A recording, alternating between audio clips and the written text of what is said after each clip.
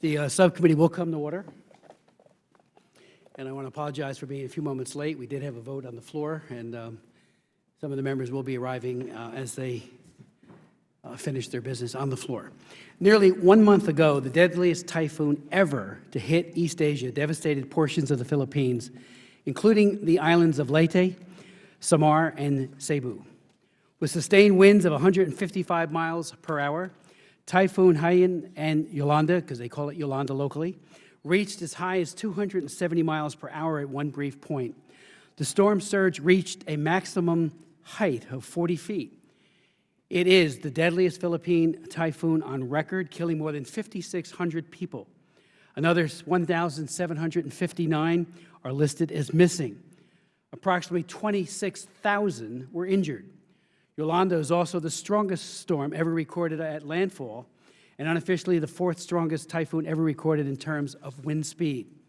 Philippines Foreign Secretary Alberto del Rosario told us that the storm was 3.5 times the size of Katrina. Last week, I led a congressional delegation to the Philippines to witness the devastation unleashed by the typhoon and to gain a better understanding of the unmet needs going forward. Joined by my distinguished colleagues, Trent Franks and Al Green, and Staff Director Greg Simpkins and Counsel Pierre Tosi, we were unanimous in our deep respect and abiding gratitude for the accomplishments of the U.S. military, USAID leaders, and NGOs on the ground, including Catholic Relief Services, who alone have committed over $20 million to assist the victims. For their part, the Philippine military was also playing a vital role, along with remnants of local governing bodies. In the immediate aftermath of the storm, right up until our arrival, highly motivated U.S. service members brought desperately needed supplies, including food, water, medicine, and housing materials, by the plane load to the ruins of Tacloban, with homeless, destitute victims, over 19,000 and counting, hitching flights back to Manila for safety and shelter. As was the case after the 2004 tsunami, the United States deployed an aircraft carrier, this time the USS George Washington, and other major military assets to provide assistance. Smart, rapid response combined with unique airlift capability has made all the difference in the world. In the Philippines, I had the privilege of meeting Colonel Eric Mellinger, Chief of Staff of the 3rd Marine Expeditionary Force. I would note parenthetically that I nominated Eric to the Academy in 1982 in my first term. And it was clear watching him in action that he had earned extraordinary respect from the top of the command down to the lowest private. His leadership and that of Generals Kennedy and Whistler ensured that a desperate, shell-shocked population of victims got immediate, tangible aid. Every Marine I saw, every Marine we saw, including 3 from New Jersey, Lance Corporal Anthony Pellegrini, Lance Corporal James Scoccato, and Lance Corporal Michael Napa, was working around the clock to protect victims. Sleep?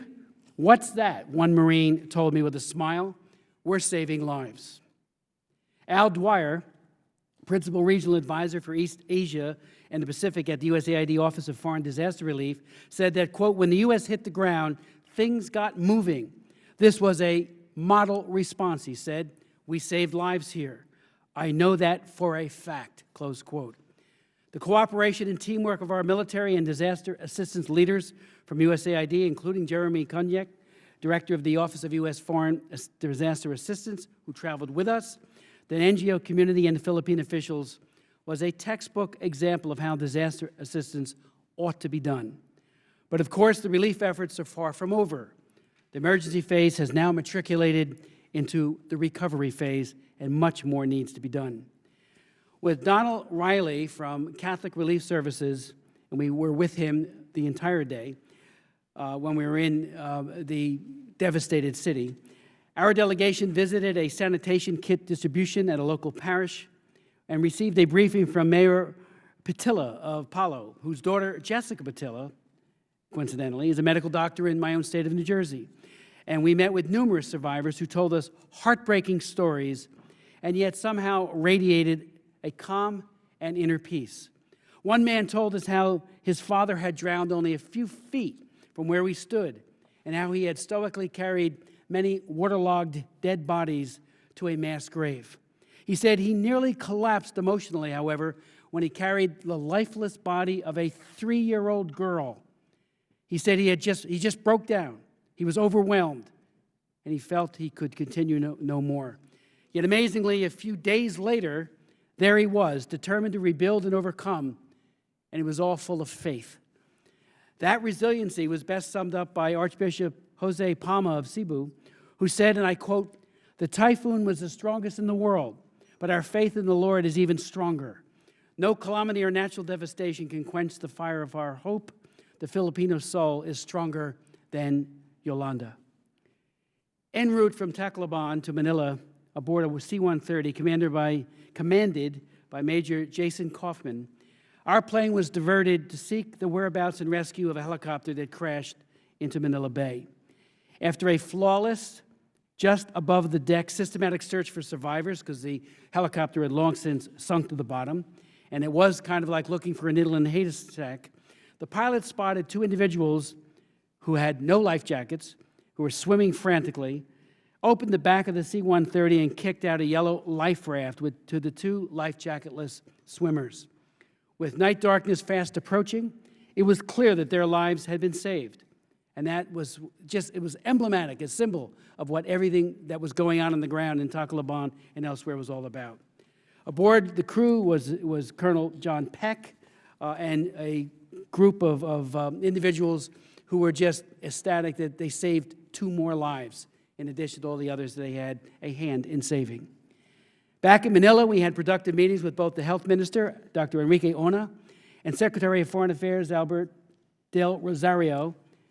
We also met with people from the Millennium Development Corporation, one of whom was Matt Bond, who told us that pursuant to a contract of some $435 million, a 5-year MCC grant, had only been minimally damaged, and that too, the road that they had constructed actually paved the way for humanitarian supplies to make their way to the victims. We also met with a plethora of NGOs and UN agencies. Our interest was not only on how effective our emergency aid coordination had been throughout it all, but going forward where our assistance ought to be directed in the medium and in the long term. We felt that 2 areas deserved very special attention: preventing and addressing potential epidemics and minimizing the scourge of human trafficking. It normally takes 2 or 3 weeks for a marked increase in disease prevalence after a natural disaster such as a typhoon, but international health experts on the scene told us that dengue fever already was endemic in the storm-ravaged areas and could increase 4 to 5-fold in the coming weeks. In addition to dengue fever, cholera, hepatitis A, typhoid fever, leptospirosis, pneumonia, and other diseases can proliferate in a post-storm environment. There are vaccines for cholera, hepatitis A, and typhoid, but there are no vaccines for dengue fever, leptospirosis, and other diseases that might manifest in huge numbers. Efforts to address the potential epidemic are complicated by several factors. First, the Philippines is undergoing a rainy season that will not only increase breeding grounds for mosquitoes and other disease-bearing pests, but also will hamper relief efforts. Furthermore, many residents without shelter or with inadequate shelter will be more susceptible to the elements. The lack of electricity could mean no cold chain for medicines that must be refrigerated to remain usable, including safe blood for women, and there are some 90,000, some estimates are higher, of women who are pregnant, who have lost their ability to go to a venue where safe delivery can occur. We know that some 200 health clinics have been destroyed in whole or in part, so a venue for them to give birth safely and with access to safe blood remains a very serious challenge going forward. Third, many roads remain uncleared or badly damaged, making transportation for health workers or patients more difficult. Fourth, many Filipino health workers have either left the affected areas or they died in the storm, and the continued presence of foreign health workers will depend on ongoing donor funding and the health needs demanded by subsequent crises elsewhere.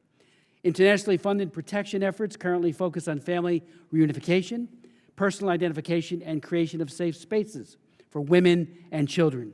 USAID grantees are establishing women-friendly and child-friendly spaces in strategic locations to address the needs of women and adolescent girls, as well as male children.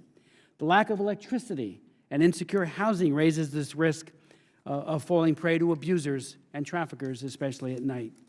However, while there is acknowledgement of increased risk of human trafficking in the wake of the storm, the lack of reports of increased trafficking has meant that this issue is not yet in full focus for protection. Maybe it's a good news story, but we know traffickers are ready to prey on the vulnerable, and we know the Philippines has a huge problem of women being trafficked and children as well. Also important, we'll be providing shelter for the 1.2 million families whose homes have been damaged or destroyed. The foreign ministers told us that $1.3 billion will be needed to repair and to really erect homes that have been destroyed. The Philippines, as we all know, is a major American ally and a great trading partner. There are an estimated 350,000 Americans living in the Philippines and 4 million Filipinos living in the United States. We are bound by a common value system and a great deal of friendship that spans well over a century. We have an important stake in seeing that our friends and neighbors in the Philippines can recover from this devastating storm. Purpose of this hearing is, what do we do next? How do we proceed and go forward? I'd like to yield to my good friend and colleague, Ms. Bass, for the opening. Thank you very much, Mr. Chair. As usual, I want to thank you for your leadership in holding today's hearing and also for making the trip to the Philippines. I want to extend a warm welcome to Assistant Administrator Lindberg and for her leadership and in agreeing to come before the subcommittee. And to our other witnesses, thank you for your participation and the important work each of your organizations is doing to provide relief and support to those in need. Los Angeles and my congressional district is home to a large Filipino population who have family that have been impacted by the typhoon, and I personally have friends who could not find their family members for many days. The U.S. response to this crisis has been nothing but immediate and swift, and I want to take this opportunity to acknowledge and thank the important work currently underway by USAID and DOD, whose rapid response has undoubtedly saved lives and prevented death and injury. And also let me extend my deep appreciation to the many U.S.-based NGOs that leaped into action and to those who continue to take on the long and arduous work of rebuilding and helping mend people's lives. I want to yield the rest of my time to Representative Green, who I know. Oh, okay, Mr. Chair. Go right ahead. Before I go to Mr. Green, I do want to go to Chairman Royce, but I will yield to my friend and colleague. Chairman Royce, Chairman of the full committee. Well, I'll yield to Mr. Al Green at this time, if that's all right, Mr. Chairman. Thank you. Well, thank you very much, Mr. Chairman, and thank you to Mr. Royce. Mr. Royce, I want to thank you because you immediately started this process with a resolution, and I know you'll say more about it, so I won't step on your words, but I do want to thank you for moving as expeditiously as you did. Mr. Chairman, I sincerely thank you because you were not only a great leader, you were a great inspiration while we were there. I will tell you that your summary that you just accorded us is entirely accurate, and I would like to associate myself with each and every word that you articulated. I'm very proud to say that the CODEL was bipartisan, and our effort was truly a sincere, nonpartisan effort. We went there to be of assistance, and I'm proud to have been associated with the endeavor. To my ranking member, I thank you for allowing me to be a part of this as an interloper. I seem to find my way into places, and you have greeted me warmly, and I have great respect and admiration for you, and I thank you so much for allowing me to be a part of this august body today. I would like to extend my condolences to the people in the Philippines. They have suffered greatly. They are in a recovery phase, but there is still great work to be done. And I want to assure them that my visit has only strengthened and reinforced my belief that there is much that we can do to be of assistance. I would like to thank the witness. I did have an opportunity to read your testimony, Ms. Lindborg, and I found it quite compelling and very extensive, and it validated what I saw while I was there, so I thank you. I was inspired by the unity of the effort when I was there. There was a tripartite process that involved our embassy, which was right there at the forefront. The leadership was stellar and outstanding. We had USAID all over the place, signs, people. It was remarkable to see how the organization managed to become almost ubiquitous. You were there and everywhere. And then, of course, we had DOD. I was very proud to be an American and to be there because our Marines landed and people applauded. And the Marines didn't just show up. In the parlance of many of my friends who live where I live, they showed up and they showed out.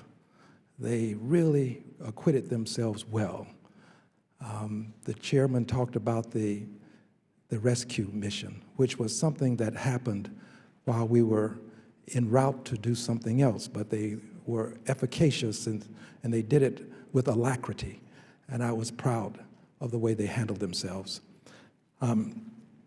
The Marines that I met, about 15 from Texas, gave me phone numbers, and on Thanksgiving Day, I received one of the greatest rewards you can receive when you call a family member and say, I saw your son, I saw your daughter, I saw your husband or your wife, and they're doing well and serving our country well. And there were tears of joy that emanated from some of these relatives, and others were just gratified to know that we took the time to go. So, Mr. Chairman, I think we did a good thing, and I again thank you for your leadership. Mr. Franks isn't here. I'd like to mention him and say to him that I'm proud to have been associated with his efforts. He has arrived now. Excuse me, Mr. Franks. Excuse me. My apologies. Mr. Franks from Arizona. He and I had an opportunity to spend a lot of time together, and I'm gratified that we had that chance to see and understand many things about the Philippines. Mr. Chairman, I don't know how much time you have given me, but if you would just allow me a couple more minutes, I would greatly appreciate it. I do want to mention that our relationship with the Philippines is one that is solid, in my opinion, because the relationship is based upon, in part, business. We are their second largest trading partner, but it's more than a relationship, it's a partnership. We have a visiting force agreement with the Philippines. It's more than a partnership, it's also a kinship, because we have many Americans who live in the Philippines, about 300,000. And we have Americans with children that are being born in the Philippines. And this relationship, this partnership, this friendship, this kinship makes our association quite unique, and I'm proud of it.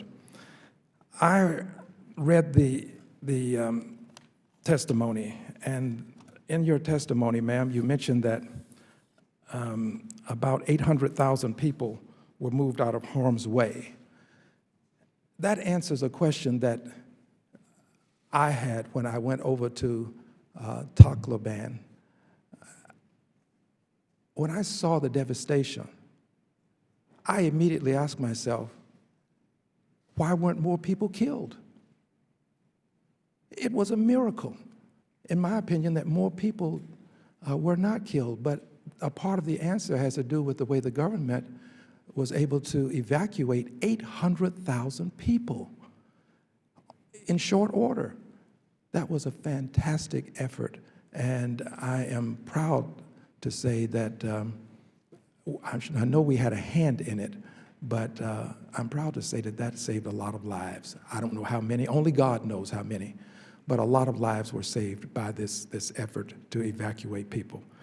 And finally, I want to just acknowledge that we have a bill, H.R. 3602, and any bill that I file is one that I'm amenable to changing. There is nothing in the bill that is sealed in any sort of permanent way. But what it does simply is accord Filipinos who live in the United States of America temporary protected status. We can change the name. We can find another way to do it. But here's why I think it's imperative that we do this in some way, by some name. Because the people there in the Philippines, 42% approximately, live off of less than $2 a day. To send people back into harm's way, in a sense, I think that's a little bit, to be very kind, insensitive. There are many other adjectives. But I think we, as a great country, can allow them to stay for some period of time, all negotiable, and work and send remittances back to the Philippines. Last year, more than $10 billion in remittances were sent from the United States to the Philippines. More than $10 billion. We can help the people of the Philippines help themselves with something. Right now we're calling it temporary protected status. Call it anything you want. Anybody can sponsor it that can get it done. I just think we need to do something to allow people to help themselves, and this is a way that it can be accomplished. $2 a day, not a lot. We have people working here. Their visas will expire. Let them continue to work and send those remittances back home. Those people who say, I want to send money, I'm not sure who I should send it to, well, this way the money will get to people who need it, because these are family members and friends of people who are living in this country. Now to Major Angel Hooper. She was the commander of the C-130 when I had an opportunity to go on the flight deck. And I just want to put in a good word for the women who serve in the Marines. They are doing an outstanding job as well, and I salute her. She is from Texas, yes, and she had her co-pilot in training, and I was so proud of the way she was training her co-pilot, and I salute all of our men and women who serve. Thank you, Mr. Chairman. I yield back the time that I do not have. Mr. Green, thank you very much, and it was a privilege to join you and Trent Franks on the trip. I'd like to now yield to the distinguished chairman of the full committee, Ed Royce. Well, thank you, Mr. Chairman. Thank you to yourself, to Mr. Franks, to Al Green. Mr. Green, you're right. We have a kinship with the people of the Philippines, and I think that our hearts really go out for the families and the victims, the 5,600 people who lost their lives. But the reason I want to commend the three of you is because your focus on this trip was what additional steps could the United States take to make certain that we did not have an epidemic that would follow those who lost their lives that day, that malnourishment wouldn't add to that toll. And I must tell you, as chairman of the Foreign Affairs Committee, I strongly support the U.S. effort here to help the Philippines recover and rebuild, and I think the U.S. Agency for International Development is playing a critical role in this effort, along with the brave men and women of our armed forces. And to date, we have allocated $60 million to recovery efforts. The USS George Washington is stationed offshore to support relief efforts. And I think many in the Filipino-American community were directly affected. I know we hear from families about how this typhoon, the worst on record, took from them friends and family members that in many cases are still unaccounted for. So we applaud the community's effort to come together, to raise funds, to donate humanitarian supplies. Filipino Americans are rightly proud of their heritage, and they're committed to helping those affected by the typhoon. I wanted to just thank also Karen Bass and Randy Weber. We had a a hearing not long ago, a field hearing, where we heard from a Filipina who had gone through this tragedy of being trafficked, labor trafficking in this case.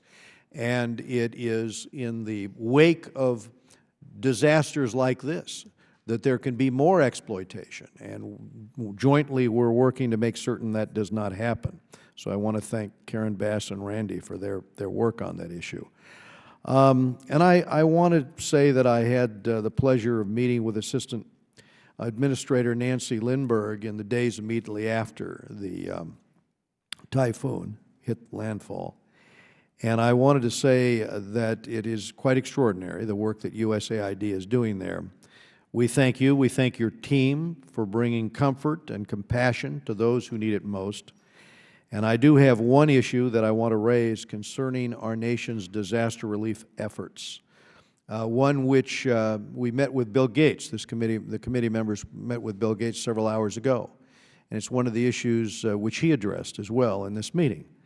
And that is the unacceptably long transit times for supplies to reach those who need it most.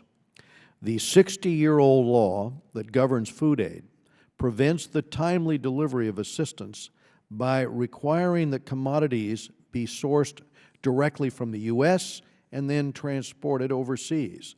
60 years ago, this made sense, but today it has become an unnecessary barrier.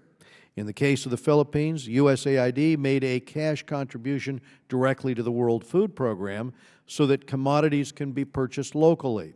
In comparison, the first shipment of U.S. rice to the Philippines is arriving now. It just arrived 3 weeks after the typhoon made landfall. So surely we can do better than that, and it's up time that we updated our laws. And I did want to say that Mr. Engel and I have language that we believe, that we hope, is going to be in the Farm Bill in order to make that reform. So, Mr. Chairman, I am heartened by the outpouring of support that the international community has shown to the Philippines. I thank you again for your hard work on this issue. And 2 weeks ago, this committee voted unanimously in support of a bipartisan resolution that I authored, expressing our condolences for the people of the Philippines and in support of the recovery effort being waged now by USAID and by the Department of Defense. And earlier this year, I led a bipartisan delegation with my good friend, Ranking Member Elliot Engel, to the Philippines to strengthen our bilateral relationship with that country. We are going to do that again in the wake of these issues. But in the interim, I want to thank all the members of the committee and to say we are all Filipinos during this difficult time, and I look forward to hearing from our distinguished witness. Thank you. Chairman Royce, thank you very much for your leadership and for your comments today. I'd like to now recognize Mr. Meadows. Thank you, Mr. Chairman, and thank you for calling this hearing. And as we start to look at the issue, the personal firsthand testimony of you and others who have visited the region is certainly one that it can't help but touch your heart when you hear about people being displaced. Some 3.8 million people have been displaced, and that's hard when we start talking in millions to really recognize the size of that, but it's the size of the state of Oregon. If everybody in Oregon were displaced, it's just monumental in terms of the impact. And so I think that in a town where many times we can be very critical of agencies and their role and what has happened, the testimony that has been shared by my colleague, Mr. Green, and the chairman, certainly is something that needs to be applauded, and we need to celebrate those successes and hopefully put a model going forward on how we can make sure that our response is not only rapid, but it is one that is sustainable. Because I think the difficulty that we have is with so many tough situations throughout our world is being able to replicate that and make sure that the bureaucracy does not get in the way of providing good support, but yet at the same time where we just don't throw money at it. And Chairman Royce just mentioned this particular issue on a 60-year-old law that we need to address, and look at that in a real way to make sure that in times of emergency, people can work together. And I just want to thank the chairman and ranking member Bass for the continued bipartisan support. There's very little that's bipartisan in this town, and time again, I find that on this committee and with the interest of the people, not only the United States citizens, but in this particular case, the Filipino people that are hurting and suffering, my heart, my prayers, and my continued support to advance the cause to provide relief is unyielding. And with that, I yield back. Thank you very much, Mr. Meadows. Mr. Weber. Thank you for the meeting, Mr. Chairman. I've got lots of questions, but I'm short on time because I got a 4 o'clock meeting, so I'm going to be quiet and let's go. Okay. Mr. Franks. Well, thank you, Mr. Chairman. I want to thank I guess Chairman Royce has gone on to another committee, but we appreciate his forbearance in all of this, and it's certainly been a precious honor to have been part of this delegation. And you know, it seems like Congressman Chris Smith is always at the forefront of doing anything he can to recognize the image of God in every person across the world are in our midst. And I've always seen him to be the first one to care about and love those that everybody else has forgotten about.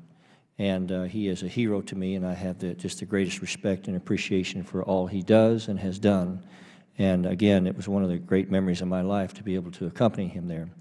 And Congressman Green was someone that I held to be a friend before we went, but now I hold to be a precious friend, and was so touched by the way, as he put it so aptly, that this was a truly bipartisan effort to making a nonpartisan goal to try to reach out to the Filipino people.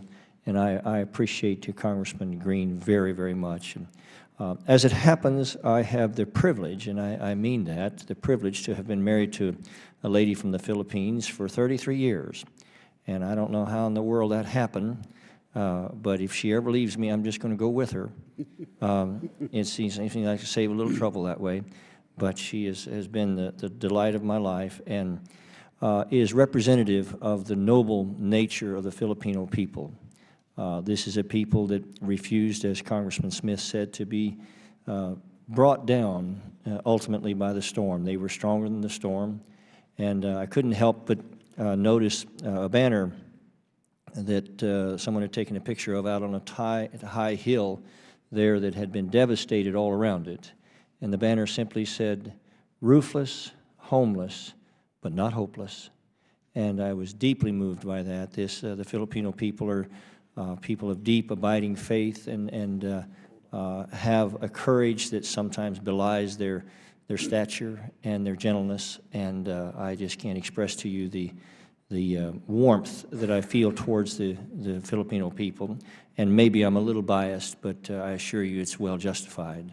And you know, it's also, I suppose, of note to point out that they have been strong allies of the United States, in times past critical allies of the United States.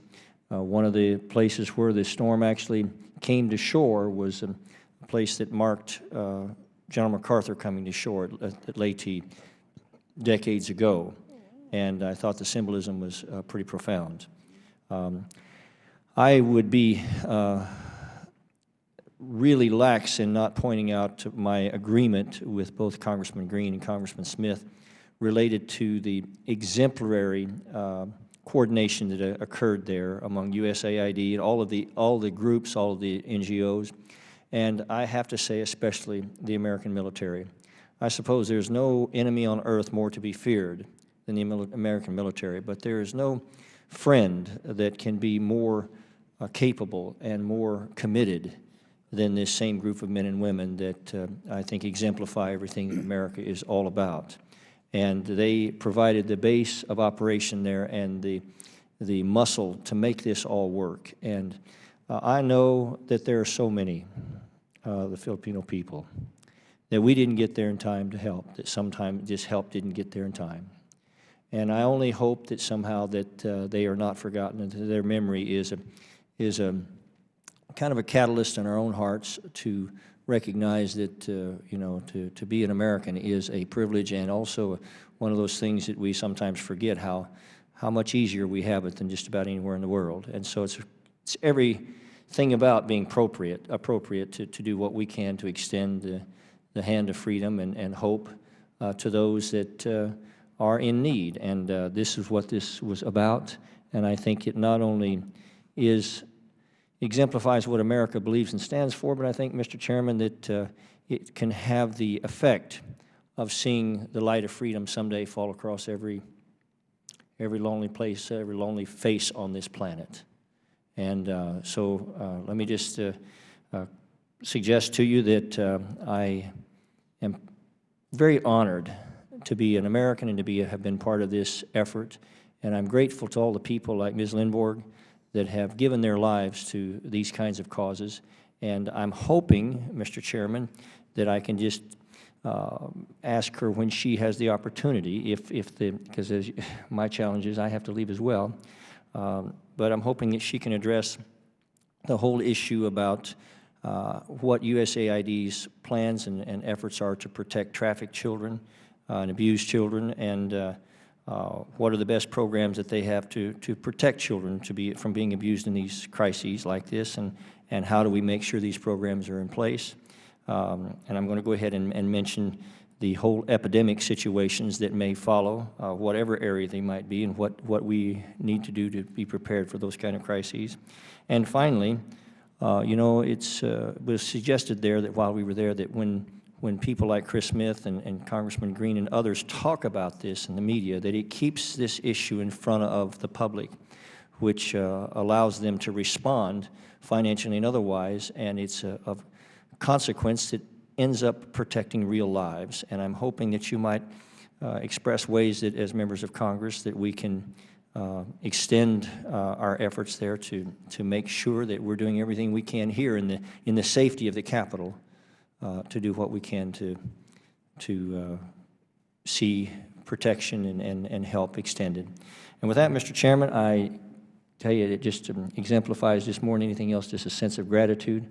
Grateful to all of you, grateful to you, sir, especially, and God bless the Filipino people.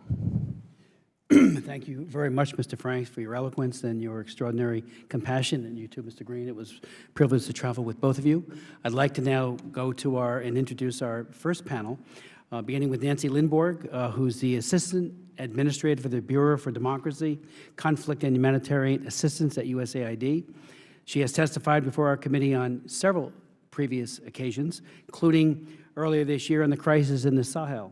Since being sworn into office in October of 2010, Ms. Lindborg has led DHHA teams in response to the ongoing Syria crisis, the Sahel in 2012, the Horn of Africa 2011, droughts, the Arab Spring upheaval, and numerous other global crises. She has also been on the ground recently in the Philippines, actually briefed me and my staff before we left, having just come back herself from the typhoon. Prior to joining USAID, she was president of Mercy Corps, where she spent 14 years. She has held a number of leadership positions including service as co-president of the board of directors of the U.S. Global Leadership Coalition, one of the founders and board members of the National Committee on North Korea, and chair of the Sphere Management Committee. She is also a member of the Council on Foreign Relations. She holds a BA and MA in English Literature from Stanford University and an MA in Public Administration from the John F. Kennedy School of Government at Harvard University.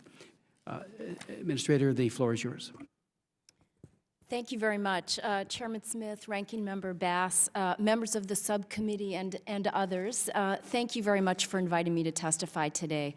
A special thanks to you, Congressman Smith, for leading the delegation, and to all of you who went during this important time. And most of all, thanks to all of you for the ongoing support that enables us to do this kind of life-saving work and really express who we are as Americans in these times of need. That's vitally important.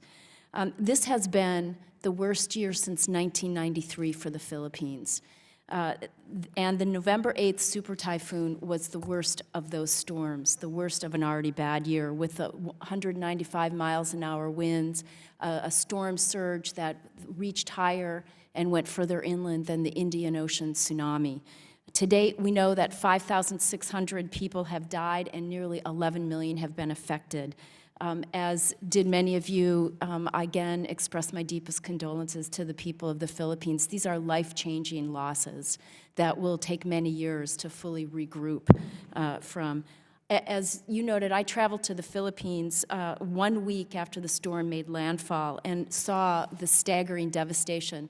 And you know, you see the photographs, but when you're in it, it's this eerie, twisted landscape of boats and cars tossed up in trees and people's lives utterly destroyed. But you also see these signs of hope, the signs of humanity that surface even during these difficult moments. I met a brother and sister, and the sister was telling me about how her brother rescued 13 people at great personal sacrifice during the typhoon. These are the stories that are side by side with the devastation and the loss and the great resilience of the people as they begin to emerge from the worst of the storm. I also saw a massive relief effort already in full swing. I arrived on a U.S. military C-130 that was carrying life-saving supplies that USAID had brought in from our regional depots. I also saw the rice that we had enabled World Food Program to buy locally being put into family packs and distributed so that it was in the hands of 2.7 million people within the first week, making a life-saving difference. And I visited Philippine-run incident command centers that were mapping out the distribution, sending out supplies on pedicabs, buses, and trucks that they had recruited into the effort. This is the result of a 10-year partnership with USAID to increase preparedness and the ability to respond. U.S. military aircraft delivered more than 2,000 tons of relief supplies and evacuated 21,000 people out of the storm-damaged areas once we got back in. To date, the U.S. government has provided nearly $60 million in humanitarian assistance. All of that is already on the ground, has made a difference during those early life-saving days. So as we've noted, we're already looking ahead to recovery and reconstruction. I've submitted a full detailed testimony, but let me just hit on a few highlights from the relief, the recovery, and the reconstruction aspects. The first is that we have applied some really key lessons from past mega disasters that helped us improve the coordination and the response for this typhoon. USAID experts were tracking the typhoon for at least a week before it hit ground, so we were able to pre-position members of our disaster assistance response team in Manila to work with the military and the embassy, both to prepare and enable an immediate response. USAID worked hand in glove with DoD Pacific Command to set up that vital air bridge that at a time where communications were shut down, roads were inaccessible, that we were able to immediately do assessments and begin delivering life-saving supplies into Tacloban, which was one of the hardest hit cities. And then we invested and supported the capacity of the civilian side, both the government and the UN, to set up land and sea bridges to help clear the roads so that we were able to wrap up the military engagement and bring forward the longer-term civilian ability to ensure that the deliveries were able to continue. So logistics were our number one, most urgent focus. Followed by three key priorities: emergency shelter, water sanitation, and food. There were about 1 million homes that were destroyed by the storm, so we airlifted right away heavy-duty plastic sheeting to the Philippines that helped more than 20,000 families construct temporary shelters. The water supplies were ravaged, the systems were down, so we focused both on provision of clean water, chlorine tablets, and very quickly worked to get the municipal water system in Tacloban back up and running with support to UNICEF. And by the time I was there, that was already providing 100% of the water for the municipal area in Tacloban. The Philippines government and the international community continue to respond to the health concerns. There are nearly 200 health teams on the ground now, and more than 2,000 children have been immunized against measles and polio. Perhaps because of the urgency you brought, Chairman Smith, there are fogging operations underway right now to address the potential for mosquito-borne diseases, especially dengue fever. And with standing water trapped in the debris, this is a particular concern, so there's been a big push for fogging operations. As Chairman Royce noted, we used the full spectrum of our food assistance tools. That local purchase of rice got food immediately into the hands of people who needed it then. We also were able to airlift very nutrient-dense food bars and nutritious paste from our regional warehouses. And when there were no cooking facilities available, families were able to get a full calorie out of these U.S.-produced food bars. Finally, we rerouted a ship that was just loading up in our hub in Sri Lanka and brought that to the Philippines. That ship arrived yesterday afternoon, and although it wasn't there for the life-saving portion, it will be an important part of the ongoing response. So it's the importance of this very flexible, full suite of tools. Finally, we know the most vulnerable, the women, the children, the elderly, and those with special needs often fare the worst during disasters. We have a state USAID initiative called Safe from the Start, which reminds all of us that we need to do protection from the earliest days of a response. We're supporting programs that are working with identification, tracing, and reunification of unaccompanied children, focusing on safe spaces for women and children. And really one of the most important protection approaches is making sure that aid gets to people who need it as quickly as possible. I want to just say a note about the power of preparedness. We've been working with the government of the Philippines, which is the second most disaster-prone country in the region, to help prepare and mitigate the risks of natural disasters for almost a decade. This is critically important. This helped make this not as bad as it could have been. We've been training on first responders, on something called an incident command system that we brought forward from our own U.S. Forest Service that enables the government to set up these command centers and know what to do and how to bring forward the right kind of trained people. They evacuated nearly 800,000 people in advance of the storm, and this saved countless lives. This is something that we will continue to do as we grapple with the new normal of increased storms that are battering an island nation like the Philippines. We've also learned from past response efforts that we have to move as quickly as possible into early recovery. This is vital so people can get on with their lives, so they don't get mired in hopelessness, and they can start standing on their 2 feet again. We're already seeing market activity spring up even in the hardest hit areas. So we are looking at how to provide life-saving assistance that is also very aware of local coping mechanisms and local markets. We are moving forward at our strategies for provision of livelihood support, looking at transitional shelter, continued food security, water sanitation efforts, and continued protection of the most vulnerable populations, including the human trafficking issues that are important and very much a part of our considerations. Looking ahead, the government of the Philippines just released its first early draft of what is considered, what they think they'll need for the longer-term reconstruction, and they've identified about $2.6 billion. Each year, the Philippines loses about $5 billion as a result of natural disasters. That's 2% of its GDP. So as we look ahead to the reconstruction, one of the areas that we will look closely at is continuing this preparedness, this risk reduction, and how to build resilience at the household, at the systems, and the country level.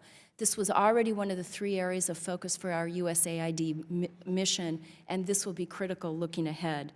we're prioritizing our efforts to support the critical areas that have been identified, including some of the infrastructure, the livelihoods, and essential services that are necessary to get those communities back up on their feet. And then finally, we know that the most vulnerable will continue to be important as we go forward.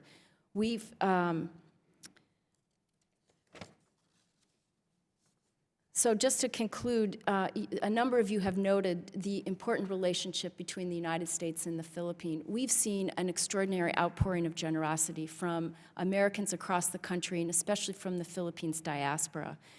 I've had the pleasure of participating in several community events, and the way people mobilize to provide help to those in their hour of need is really heartening. And it just underscores the humanity that we all share.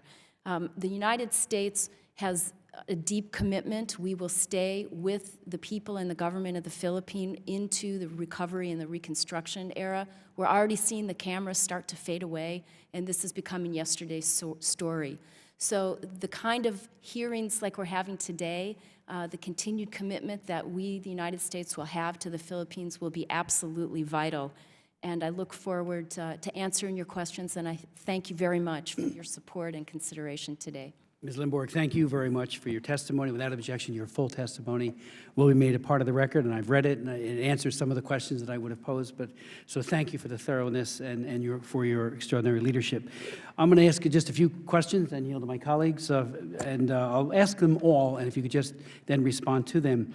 One of the biggest takeaways we had from our trip was debris. There was debris everywhere. It was a story to two-story high. It looked like there was a lack of capacity or capability to remove it. And I know that there are some cash for work programs that Catholic Relief Services and others are doing. When we got hit on, and I'm wondering if that might be one job that they might undertake, because, I mean, the dogs, the rodents, which will proliferate diseases, including leptospirosis, which could easily erupt as a major health hazard. But when we got hit by Superstorm Sandy in New Jersey, and a lot of my shore towns were unbelievably negatively affected, we had debris everywhere. But thankfully, we had functioning mayors and town councils, the ability of the sheriff, who was the Office of Emergency Management leader in Monmouth and Ocean, and they did wonderful jobs in coordinating the debris removal and environmentally safe depositing of that debris. Our takeaway, I think, collectively was, what are they going to do with all this stuff? It's everywhere, and I wonder if you might want to speak to that. Secondly, on the issue of trafficking, as you know, I'm the prime sponsor of the Trafficking Victims Protection Act and work on combating human trafficking every day.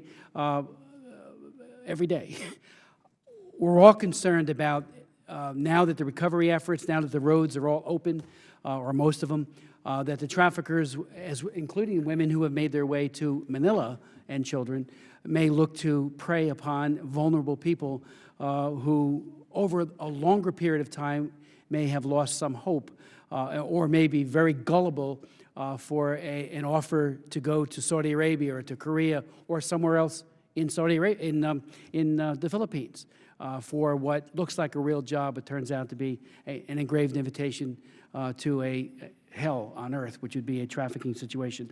I understand there's one protection person on the response team. Is that enough? Has the tip office been brought into this in a robust way to apply every best practice they know to mitigate human trafficking? Third, we learned, and this is a minimum estimate, I think, 90,000 pregnant women. My understanding is that there are some estimates that put that even higher in the affected areas. I know that the availability of safe blood and a venue where a woman can give birth who may need a C-section is a very real, compelling need. And most, as I said in my opening, of the health clinics have been destroyed or very seriously damaged. And I'm wondering what the plans are to ensure that as these women, especially in the final 3 months of pregnancy, get close to birth of their children, will there be an effort to ensure that there is safe blood and a skilled birth attendant to, again, save her life if she needs a C-section or some other help to help mother and baby. I would note parenthetically that my own daughter-in-law, my wife and I are grandparents of three grandchildren. Just in July, in a Princeton hospital, had an emergency C-section, lost 2 liters plus of blood, and they had to send out for some of it because they didn't have her blood type. They had some, but not enough. And in a ravaged area that we visited, and you visited as well, with no health clinics that are working, that could mean death to a woman where availability of safe blood could mean life. So if you could address that. And finally, the issue of best practices learned from the earthquake in Haiti and the tsunami in the Indian Ocean. I actually was on the Abraham Lincoln briefly with a group of members. We went to Banda Aceh during the tsunami.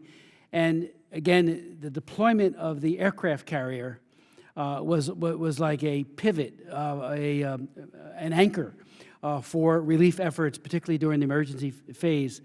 What other best practices have been learned that are being applied now as a result of the typhoon?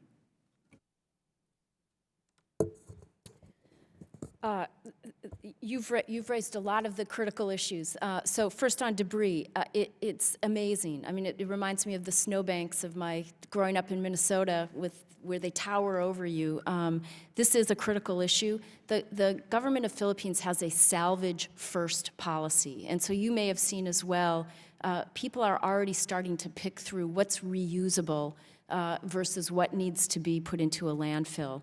We are taking this into account in designing our transitional shelter programs and also incorporating what we call cash for work as a part of our programs, working with our UN and our NGO partners who have a lot of skill and experience in doing programs that basically provide a day's wage in return for clearing debris away. This will be a huge challenge, an important challenge. Unfortunately, or fortunately, the Philippines actually have a fair amount of experience in dealing with debris. It's a scale issue in this instance, and it will be an area of immediate focus as we look ahead. You've raised some of the other associated concerns about disease with the debris, and for that reason, the fogging is a very important approach because there's standing water. The other issue, of course, is that there's still pulling bodies out from underneath these mountains of debris, and that will likely remain an ongoing effort as they work their way through the recovery. On trafficking, this has been an area of concern in the Philippines for some time, and in fact, the United States has put about $11 million into counter-trafficking programming in the Philippines, and we work very closely with something called the Philippines Interagency Council for counter-trafficking.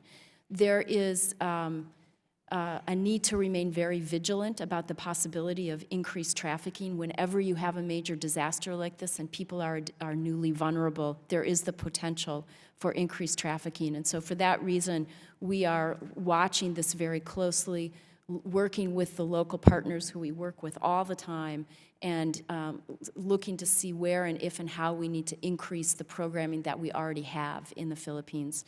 And we are talking very closely, working with our CTIP partners. So thank you for your support on that. On the pregnant women, you know, the whole issue of the cold chain is critical, not just for pregnant women, but for the immunizations that have to go forward. So that's a priority between WHO, the government of the Philippines, and UNICEF. We've provided support for that to get the cold chain back up and running so that you are able to bring forward critical medicines, including blood. There are right now 184 medical teams on the ground. There's been a fairly robust international response to try to fill the devastating gap that the storm created. And they are now operating in the affected areas, working to reestablish those critical facilities. Also importantly was the early evacuation. I mentioned I rode in on a C-130 our U.S. military C-130s, as they carried supplies in, they carried people out. And about 12,000 people were evacuated, and the hope is that those who need that kind of specialized assistance, including some of the more complicated births, are able to get out. Finally, in terms of best practices, I think there were a lot of important best practices that we took forward from past mega disasters. And one, it really resulted in the close, very effective collaboration between USAID and the DoD. And we were able to, because of the work that we'd done together previously, very quickly stand up an effective air bridge that prioritized the most important life-saving supplies that to go forward. One of the things that happened in Haiti is there was a clogging of supplies that went through the system, and sometimes not the most important supplies went first. So the seamless collaboration that was a hallmark of this effort really grew out of the lessons from Haiti. Not to make light, but I did bring up fogging everywhere we went and pointed out that when I was 7, 8 years old, without any parental notification or consent, my friends and I used to follow the fogger in Island, New Jersey, and on our bikes. So the ability to reduce the impact of dengue fever and some of the other the mosquito-borne, vector-borne diseases that are looming, the attendant risks that fogging might bring, I think the risk versus the benefit of stopping several epidemics from bursting out. I'm so happy to hear that, because I have never seen, and I think my colleagues, Mr. Green and Mr. Franks would agree with this, have never seen more standing water putrefying than we saw as a result of this typhoon, which obviously is a breeding ground for vector-borne disease. Well, as someone who also followed the fogging trucks when I was growing up. But in fact, there is a great concern about not just trying to address the standing water, but also to revitalize the surveillance system, the health surveillance system, because one of the concerns is in the wake of the storm, that we need to very quickly have the ability to identify where you have an outbreak so that you can do the fast treatment. So it's really those two actions, the surveillance system and the preventive fogging, that are underway. Thank you so very much. Mr. Green. Thank you, Mr. Chairman, and I, again, thank you for your leadership. It has been stellar. I would like to follow up on one thing that you mentioned, Ms. Lindborg, about the Filipino community in the diaspora. In Houston, Texas, we have approximately 39,000 Filipinos, and I will tell you that the community has organized, and the community has raised what I think is a fairly handsome sum of money that has been sent to the Filipino community, of course, in the Philippines, sent to the Philippines. So I'm honored to tell you that my community is on board with the effort. I had the opportunity to go to Pakistan after the earthquake, and I saw the communities that were flattened, homes just leveled. I went to Sri Lanka after the tsunami, and I saw a train, a rail car, that had been lifted away from the tracks and was over some long distance away from where it should have been. Went to Haiti after the earthquake and saw the devastation that took place there, and quite frankly, there's still great work to be done in Haiti.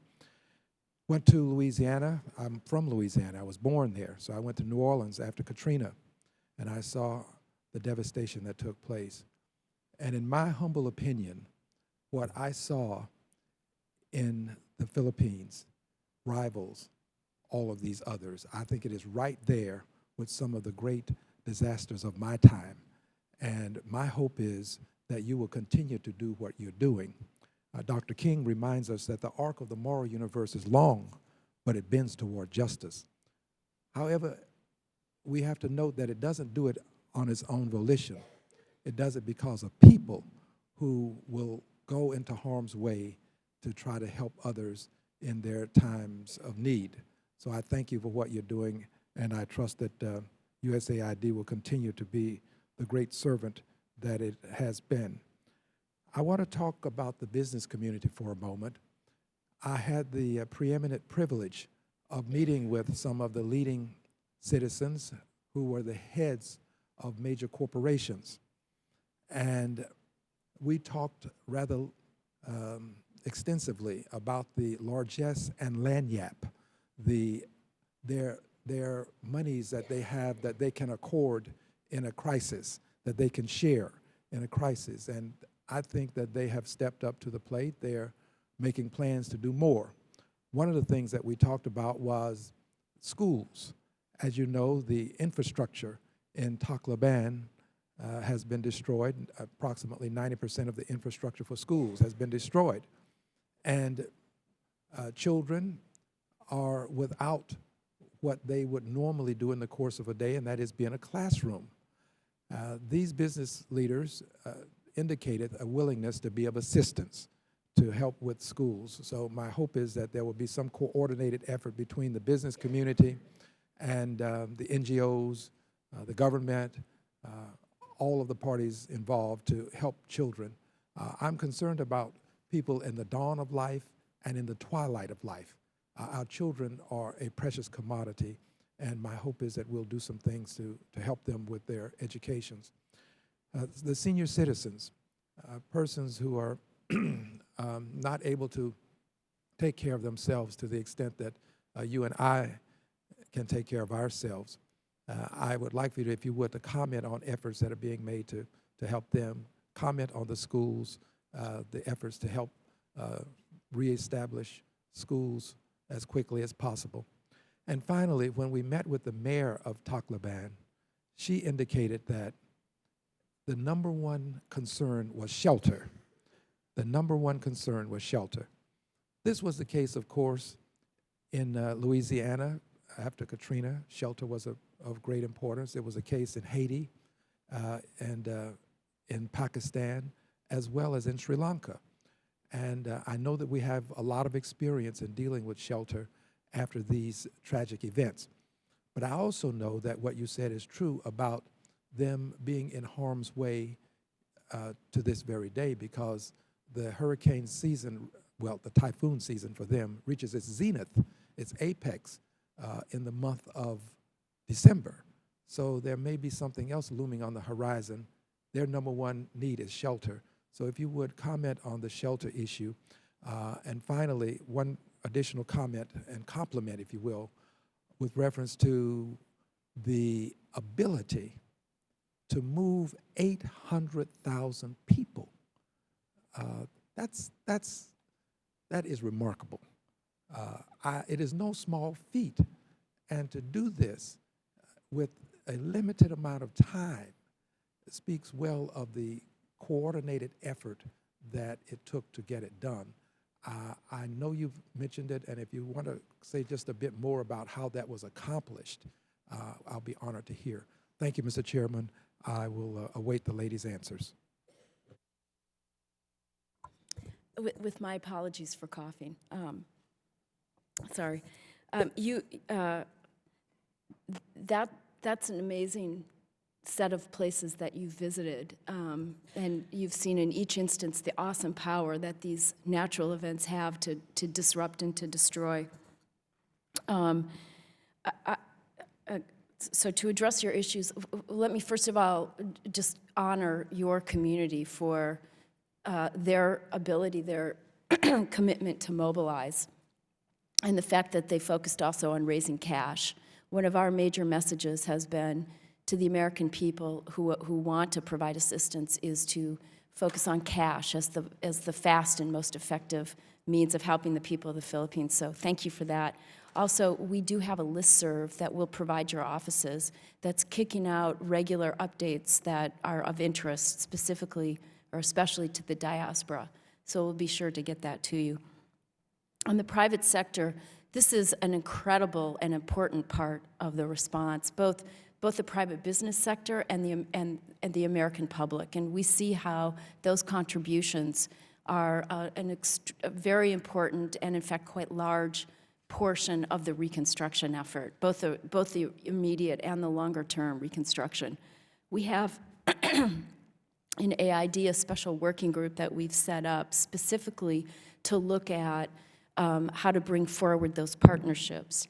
And I know that a number of the NGOs are also quite experienced and committed to partnering with the private sector. So I think we'll see a lot of those efforts going forward.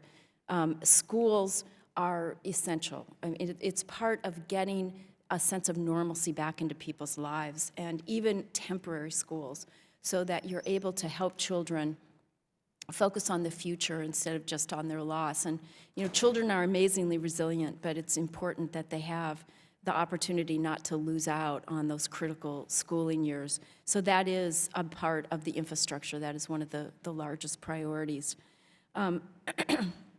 You quite rightly raised shelter, both as a priority and one of the areas that is always one of the most challenging after these storms. We've learned a lot, I think, in terms of the importance of providing transitional shelter that gets people very quickly into the kind of shelter that can withstand additional weather events, understanding that it may be a while for the permanent shelter solutions to fully come on stream. We saw this even in Katrina, as you noted, after Katrina. You know, the other challenge is there is often a desire to look at policies that help citizens not rebuild in the areas that are at greatest risk. And these are the tough policy decisions that it often takes a while for a government to responsibly work through to a solution.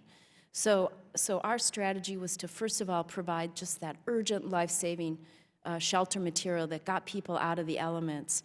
And we have our shelter expert on the ground now to work on transitional shelter programs. And we will be very supportive of, particularly the issue of ensuring that there are people's rights very much respected as we look forward to the longer-term shelter solutions that will take a while to come forward.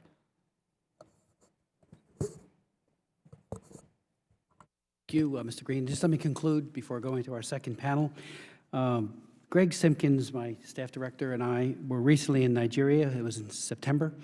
We visited Jos and Abuja. It was mostly on a trafficking, health, and an effort to get the Boko Haram designated as a foreign terrorist organization. But while we were there, we did visit with a number of NGOs, including a bishop in Jos, who had lost funding for AIDS orphans. And it raised a serious question that I have been asking for 30 years, more than 30 years, and that is the robust inclusion of faith-based organizations, which I believe, whether we're combating things like HIV/AIDS, PEPFAR, the program there, or malaria, tuberculosis, or doing relief operations in a typhoon or other natural disaster, that the efficacy of the relief operation is enhanced when faith-based operations are, again, robustly included. They have networks, they have people on the ground, the multiplier effect is incalculable, and I've seen it over and over again, and what I found in Nigeria was that only 9%, in other words, 91% not, and particularly when the healthcare grid is primarily faith-based, we're getting monies, grants from the U.S. government, and it was very disconcerting to me. I know that Catholic Relief Services is getting support, and we saw it when we went to the Transfiguration Church. Matter of fact, a week before that, I understand that Cardinal McCarrick had celebrated Mass there, and we received communion while we were there. It was a church without a roof, completely blown off and destroyed, and it had just been rehabbed, and unfortunately will have to be so again. But I just would encourage you to realize that every dollar spent there does get multiplied because of that unbelievable commitment that has nothing to do with money and has everything to do for service sake, but also because of the multiplier effect of the volunteers that are then included in the operation. So if you could take that back, or if you wanted to respond. The second thing is that the recovery must be sustainable, and know that you have friends and advocates here. It's bipartisan. Mr. Green, Mr. Franks, I, the chairman, Mr. Royce, all of us, I believe, if we know of a need, as your folks on the ground say, hey, the cash for the work needs an additional push, or we need this or that, let us know. And we will try, can't guarantee results, but we can try to increase the capabilities that you will then have on the ground to help the people who have been ravaged by this storm.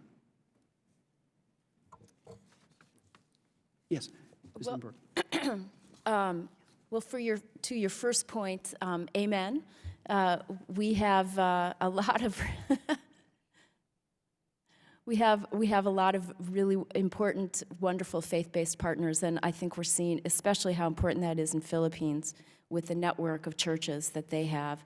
I was on a call with faith-based community members across the country just last week, talking about the Philippines response and also hearing about all the efforts that are happening in this country to support both the relief and the recovery efforts.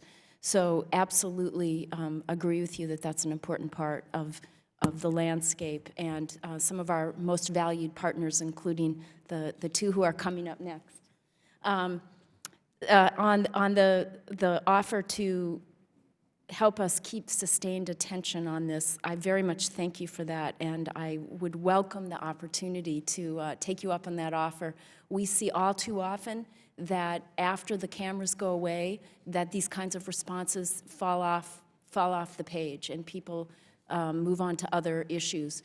We will be there with our teams, with our fundings and our funding and programs, and we welcome the partnership in helping to keep the spotlight on the sustained effort. And again, I cannot thank Chairman Smith, Congressman Green, and the rest of your subcommittee for the continued focus and support for these kinds of critical efforts. And I would just add that if that kind of sentiment could be shared with the health minister and others, I raised it with our meeting with him, and it was like it was a foreign idea to him. And I asked him to look into it. He said he would, because they don't include faith-based organizations in those things that they fund.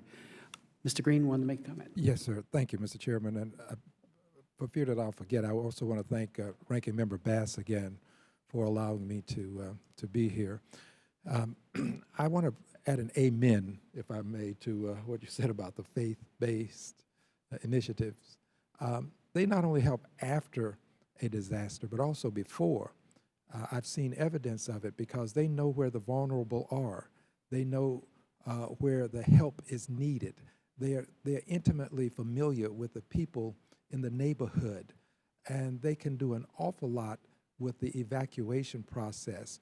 And when people have to shelter in place, and that's usually what you finally hear, and that's something I dread hearing, but shelter in place. There's no more that we can do, given that the hurricane, in our case, or the typhoon is so near now that we have to just stay where we are.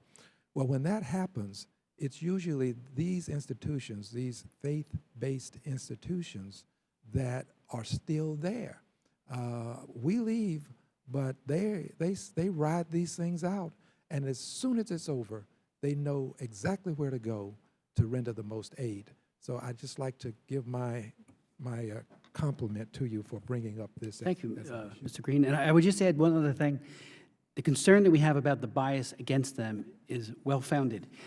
After Superstorm Sandy, I offered a bill on the floor of the House of Representatives that passed 352 to 74, totally bipartisan, and it would have provided FEMA funding for houses of worship, many of whom were the frontline defense in terms of humanitarian aid to people in New York and New Jersey ravaged by Superstorm Sandy. The bill passed. FEMA opposes it. The Senate has opposed it and refuses to even bring it up for a vote. I can't tell you how disappointed and how egregiously wronged I think those who were first and foremost in the relief side being told you're not going to get FEMA relief. There's no separation of church and state issue because they can apply for an SBA loan, they can do all kinds of other things, but they can't get that critical FEMA support. So that kind of bias, which I know you don't share, needs to be guarded against because, again, that first line of defense is so important. And so Mr. Green and I would be in absolute agreement. The more you can help out in that regard, the better. Thank you. I'd like to now welcome our second panel, beginning with Mr. Sean Callahan, who is the Chief Operating Officer for Catholic Relief Services. He has also served as Executive Vice President for Overseas Operations and Regional Director for South Asia at Catholic Relief Services, among other roles. He has led CRS's regional response to floods, droughts, earthquakes, cyclones, and man-made emergencies in South Asia. In his time working with Catholic Relief Services, he has experienced a terrorist attack at a Sri Lankan airport, worked closely with Mother Teresa and the Missionaries of Charity in Calcutta, and worked on programming in Afghanistan during and after the Taliban. Without objection, his full resume, as well as that of our next witness, will be made a part of the record. And I'd like to introduce Mr. Chris Paluski, who is a humanitarian professional with more than 15 years of international relief, development, and fundraising experience. During that time, he has served on a wide range of emergency responses, assisting with both natural disasters and complex humanitarian emergencies. He has worked in hotspots and crises for a majority of his time as a humanitarian specialist, including in Kosovo, Afghanistan, Sri Lanka, Pakistan, Sudan, Burma, Lebanon, and Mali. In addition to his experience with World Vision, Mr. Pelowski has served in senior leadership positions with other leading humanitarian organizations, including CARE, MAP International, Samaritan's Purse, and World Relief. Mr. Callahan, the floor is yours. Thank you, Mr. Chairman, and I appreciate the fact that you're holding this session along with Ranking Member Bass and the other subcommittee members, and certainly Representative Green. Before I go in, I'm going to summarize my comments. I just ask that the written testimony be added in for the record. First, I thank you very much for this opportunity to speak. I also want to just again thank both of you and Mr. Franks as well for participating in the trip out, which CRS was able to participate in hosting you as well. These type of trips, I think, are not only important for the stewardship of the resources that the U.S. is committing and to generate energy, but it's also a type of trip that shows the compassion of the U.S. And we found that when we were there, and we arrived a week after the disaster, as you stated earlier, I arrived with Cardinal McCarrick. The outpouring from the Filipino people and the thanks to the United States was really overwhelming. Any place that we went, people came out of their way to thank the United States for that commitment and support that was provided at that time. And I think that type of recognition really shows something of the Filipino people, but I think also is something that the United States should be very, very proud of. I want to just reflect as well, because the comments here earlier about the type of response that occurred, and just to quickly summarize, I think that the United States, the UN, and the local organizations, including the Filipino government, really did an outstanding job, as has been articulated here before. From our point of view, it was a rapid response on the ground. We have a presence in the Philippines of over 100 staff working with local civil society, the church organizations. We had people in these sites a day after the disaster occurred, and the response was immediate.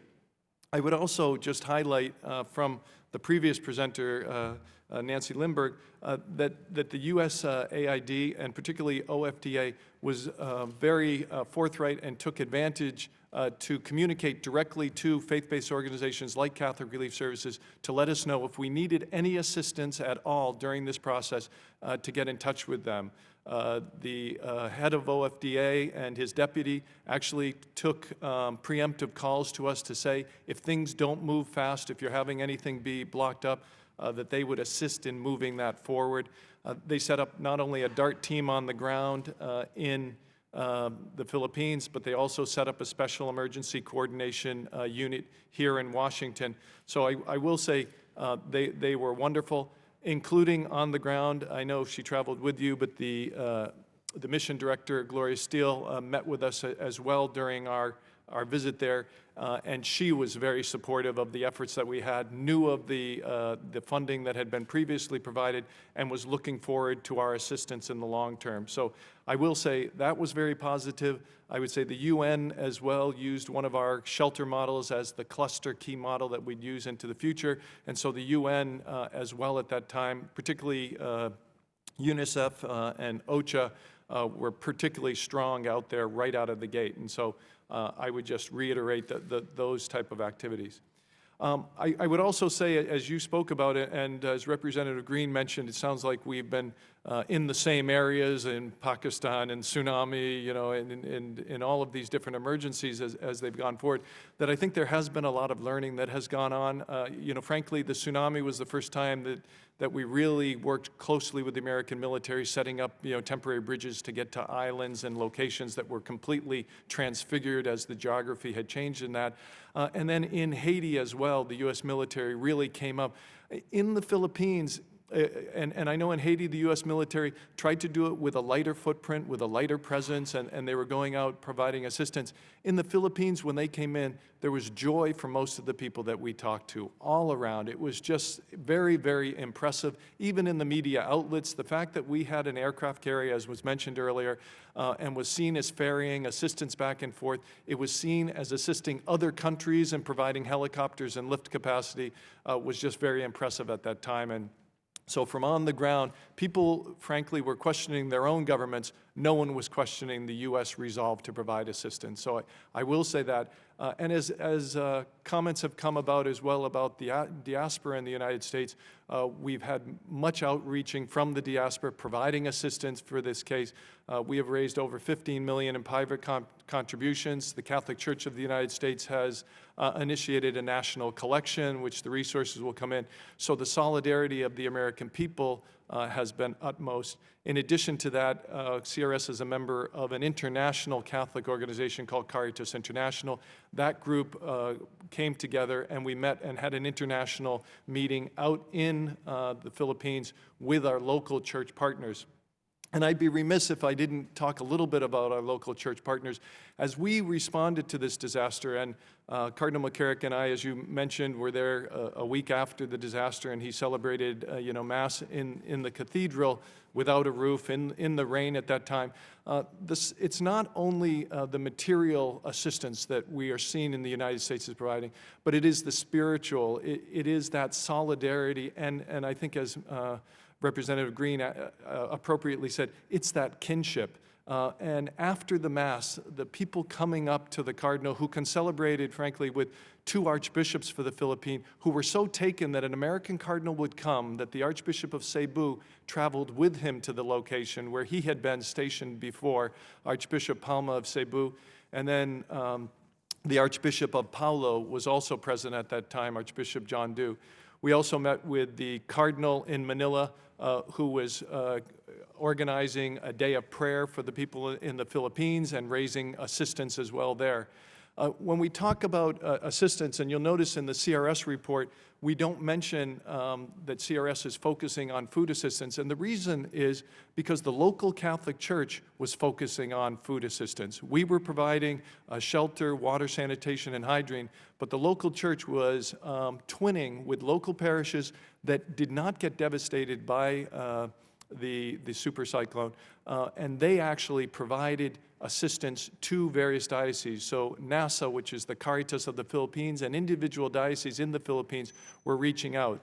So I think, as Mr. Franks also mentioned, I think the solidarity, the resiliency, the strength of the Filipino people after being through such a disaster. And I will say, after this Mass with Cardinal McCarrick, we had journalists and others who were in tears after this as they were struggling to find family members as we were going by, as they're burying people at the side of the road. So it was a very emotional time, but the church was there immediately. When we arrived in Palo, outside the cathedral that you mentioned, we were greeted by a young man who was in biking shorts and a T-shirt. Turns out he was the Monsignor of the chapel.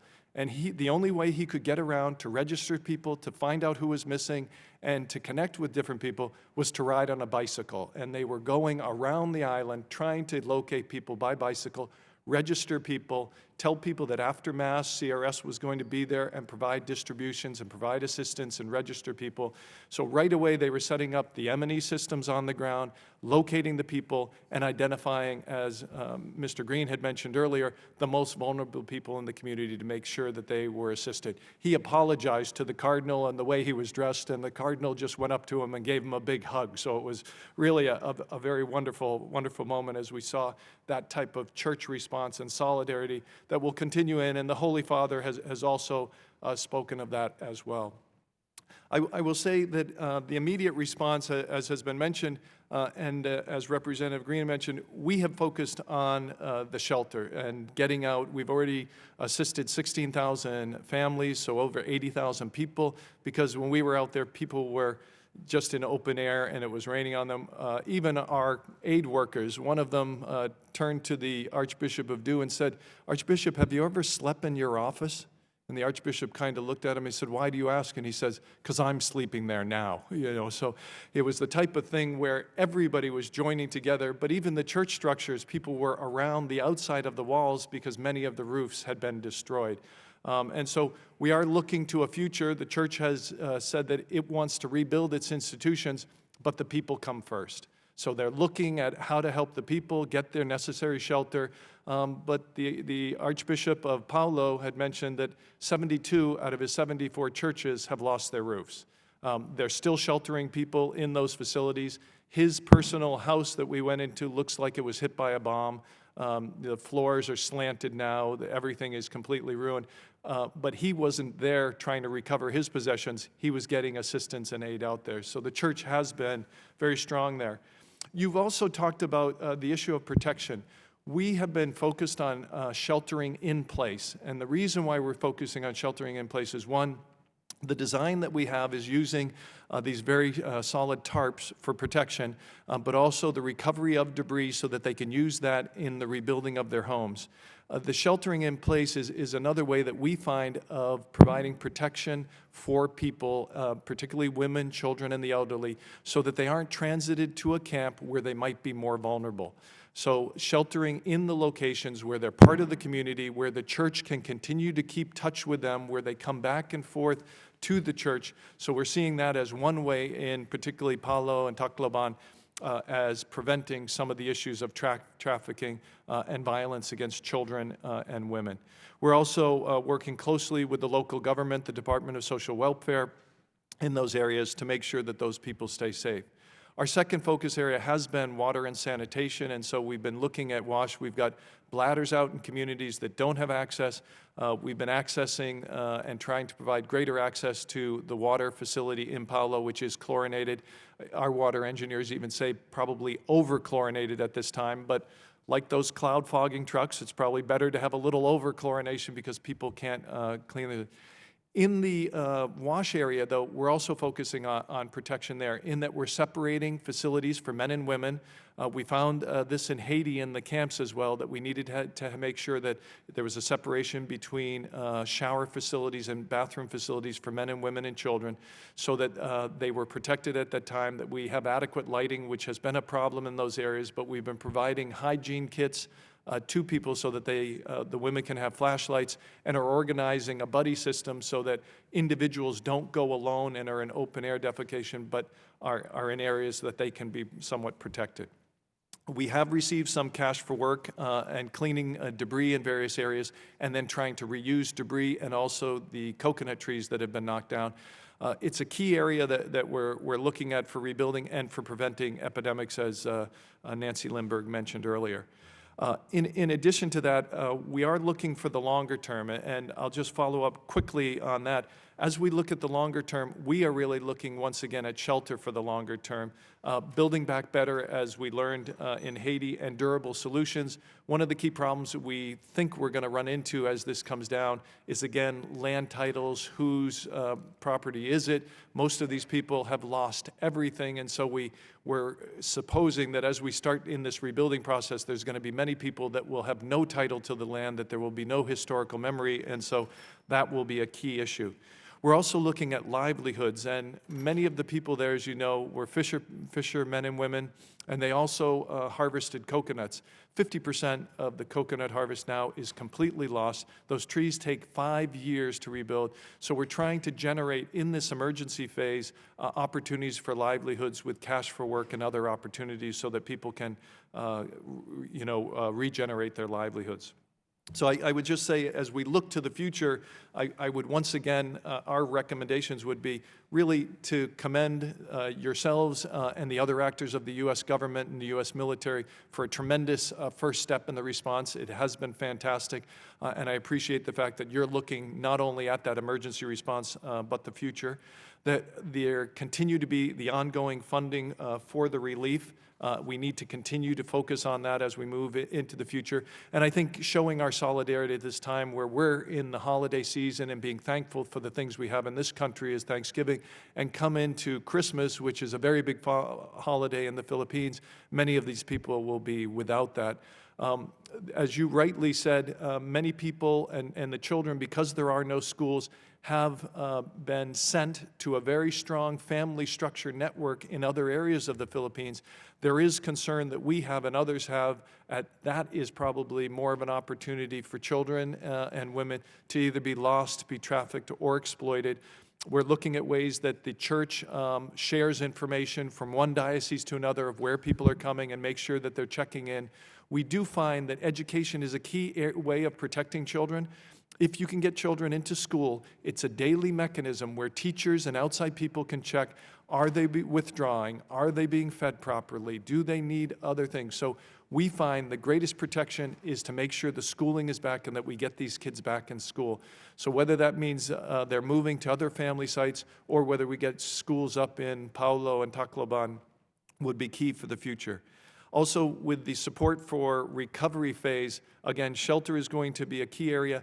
And then we were lucky that the church actors had been trained in disaster risk reduction. They knew once it happened how to go out and register, how to do triage in certain areas. We need to continue those processes as the Philippines continues to be hit by bigger and bigger storms, and we need to focus on building resilience of those communities. I would also propose that we strengthen the emergency response capacity of the local mission. I know Ms. Steele has been very strong on the development aspect, and they've been very supportive of the Bohol reconstruction efforts that have gone on there.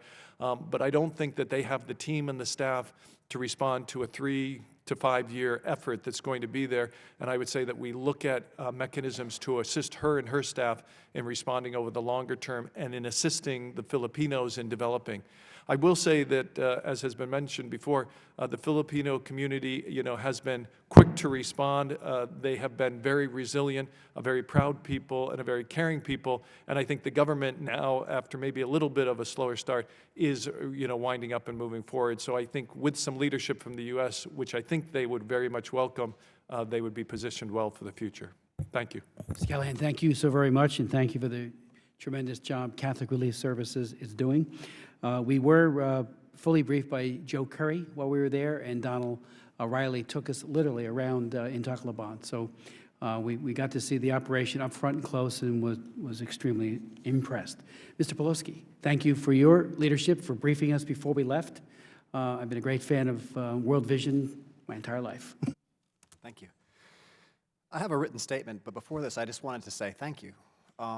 It's been great to see, be part of this. I've never been part of one of these events before, and I'm just amazed to see everybody come together and the cross panel, or however you describe it, just the support across the entire Congress. It's great to see people coming together and saying, this is something we need to focus on, not for just the short term, but for the long term. It's something that I feel very honored to be here today and to discuss, so thank you. And Mr. Chairman, this hearing is another example of your longtime commitment to vulnerable people here and abroad, especially children. Thank you, and for inviting World Vision to testify. My name is Chris Pileski. I'm the Senior Director of the Humanitarian and Emergency Affairs Unit for World Vision. World Vision is a child-focused Christian humanitarian organization serving millions of families and communities in almost 100 countries. We have 45,000 staff, and we feel like we're kind of everywhere. Our supporters are in every congressional district, and include more than 1 million donors, 16,000 churches, corporations, foundations, and we partner with the U.S. government.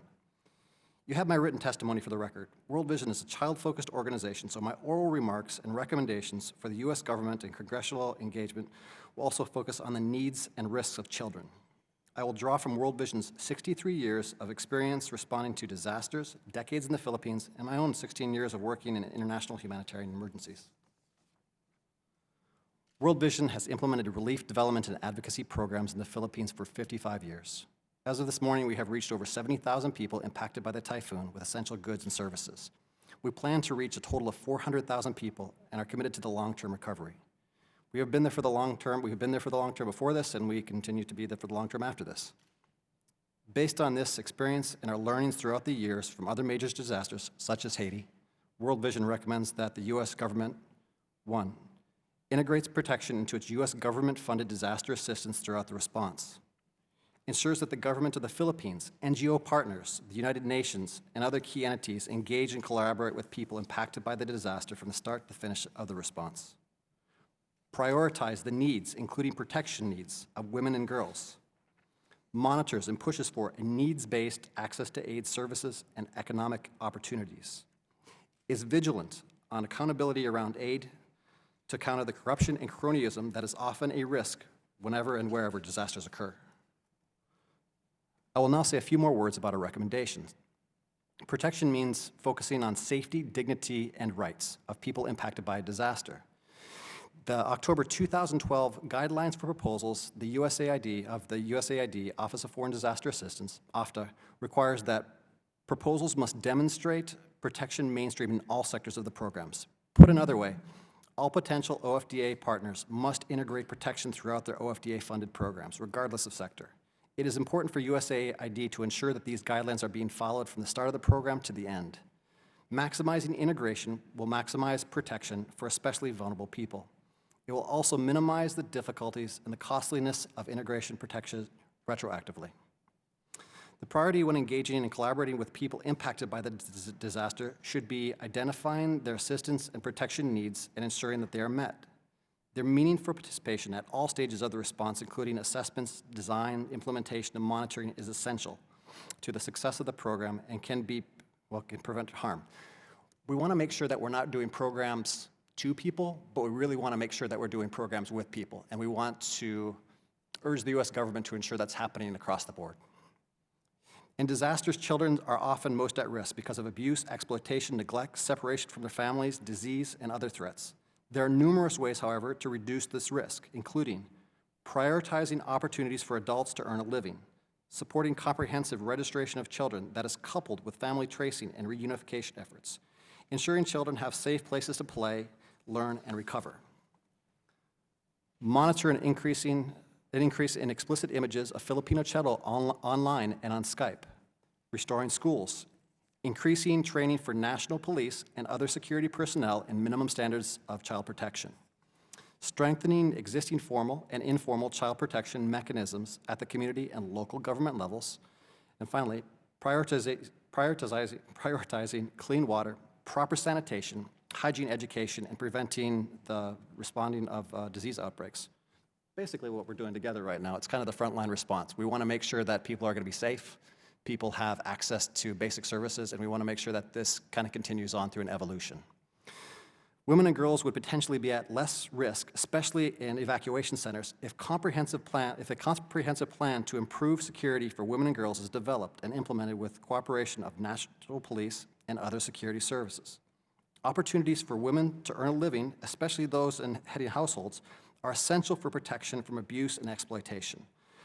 The context for these recommendations includes the typhoon destroying or disrupting the sources of income for over 5.6 million men and women. I read that this morning, and I didn't realize how many people actually had lost their sources of income. I thought, you're looking at 1 million, you're looking at maybe 2 million people. But seeing this morning, it was 5.6 million women and children, or women and men. It was astounding. Officials from the Filipino Department of Health are already warning that several diseases are becoming huge public health threats as a result of the typhoon. In addition to the emerging health risks prior to the typhoon, NGOs including World Vision, multilateral institutions like the United Nations, and the ILO have already identified affected provinces in the Philippines as having 3 million children engaged in child labor. When economic opportunities for adults decrease, the health challenges arise, the risk of children being abused and exploited often increases. I've confined most of my time to sharing our recommendations and the context for them. Congressional oversight, and this is actually really important for you guys, and engagement is an important part of strengthening the American response to disasters, and all of us should be prioritizing action. During the questions and answer period, I would be glad to unpack the recommendations and give any examples. These details are also written in my written testimony. Mr. Chairman, thank you again for your leadership and for this opportunity. I welcome your questions and those of the members of the subcommittee. Ms. Paluski, thank you very much for your testimony and for all the fine work and recommendations you have made here today. And without objection, your full statement will be made a part of the record. Just a few opening questions. Mr. Callahan, and both of you, really, you know, one of the things that we noticed and from questions we raised there was that schools may not open for months. This may be the end of the school year. And I think, as you pointed out, schooling not only provides educational challenges to the child, but it also serves as a place for protection. It also can be, I think, a way of observing whether or not some PTSD and other problems might be manifesting, which could very well. We met with a man named Papoose, he's the same man who carried that 3-year-old dead little girl, who then just broke down. He said that at night, if you really listen, you can hear the tears of young children who get scared very easily that if, you know, there's a thunderstorm or some other, that is this another, you know, typhoon. Very, very much on the edge. And certainly schooling would certainly help with that. I think your point to Gloria Steele about a 3 to 5 year recovery, we need to be looking at that, working with them, of course, to make sure that there is a broader horizon as to how sustainable these recovery efforts will be. But if you could elaborate perhaps on the PTSD issue. Secondly, the risk to relief workers and health teams. One of the USAID leaders that we met with, Al Dwyer, and I mentioned him earlier, he told me when we were talking about dengue fever that he's had it. And he said, I've had malaria 6 times. And, you know, from our work, my work, the work of our committee in Africa and elsewhere, so often the case of the health workers and the relief teams are that they have experienced many of these diseases. I mean, and with a possibility of an epidemic of dengue and others manifesting very shortly, maybe the fogging will work. It does raise questions to their health concerns as well. Not only do they do so much to help others, then they themselves become sick. I'll never forget on a visit to Kama camp in the Darfur. Mr. Simpkins and I met with the camp director, who was shaking and he had malaria. And we said, go lie down. We can talk to somebody else. He says, no, it's my job. I have to do it. I mean, just extraordinary, you know, just courage and on behalf of others. And so I'm worried about the health workers, if you could speak to that. The cash for work, how long, Mr. Callahan, you both might want to answer this, do you envision that occurring? I think your point was well taken about the coconut trees. We saw them bent over, broken everywhere we went. They do take 5 to 7 years to revitalize that industry. What will the people do? Are there some other viable livelihoods for those, 5.6 million people have lost their livelihoods, as Mr. Paluski just said? And on the trafficking side, do you think we're doing enough? Because I think now is when the greatest risk arises. The parish-to-parish idea, I think, is a good one. I had not heard that, of sharing lists. And then finally, on the issue of all of the pregnant women who will need a safe venue to deliver their children, is it time for a blood drive, perhaps by the diocese, you know, around the area? Of course, it requires a cold chain. But if the blood is not available, women will die. And it's all unnecessary. It seems to me we need to prioritize that as well. Ms. Callahan.